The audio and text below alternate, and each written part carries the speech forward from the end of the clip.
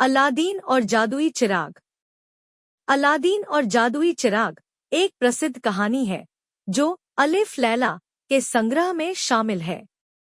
इस कहानी में जादू, रोमांच और साहस का अद्भुत मिश्रण है। अलादीन नाम का एक गरीब लेकिन चतुर और साहसी लड़का अपने परिवार के साथ एक छोटे से गांव में रहता था। उसके पिता का निधन हो चुका था और वह अपनी मां के साथ रहता था। एक दिन एक जादूगर, जो खुद को अलादीन का चाचा बताता है, अलादीन के पास आता है और उसे एक गुफा में भेजता है।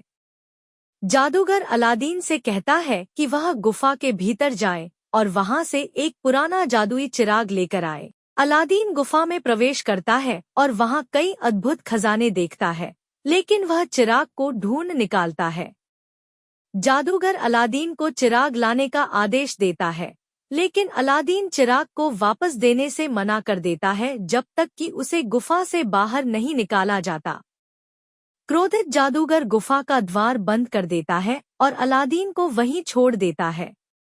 अलादीन गुफा में फंसा रहता है और भूख और प्यास से परेशान हो जाता है। अचानक वह चिराग को साफ करने का प्रयास करता है और जैसे ही वह चिराग को रगड़ता है, एक विशाल जिन्न प्रकट होता है। जिन्न कहता है कि वह चिराग का सेवक है और अलादीन की हर इच्छा पूरी कर सकता है। अलादीन जिन्न की मदद से गुफा से बाहर आता है और अपने जीवन को पूरी तरह से बदल देता है।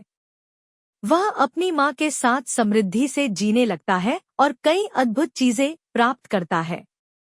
एक दिन अलादीन एक सुंदर शहजादी बदरुलबदूर को देखता है और उससे प्रेम करने लगता है। वह जिन्न की मदद से शहजादी का दिल जीतता है और उससे शादी कर लेता है। जादूगर, जो चिराग को वापस पाने के लिए लौट आता है, अलादीन को नुकसान पहुंचाने की कोशिश करता है। वह शहजादी को धोखे से चिराग हासिल कर लेता है और जिन्न को आदेश देता है कि वह अलादीन और उसके महल को नष्ट कर दे।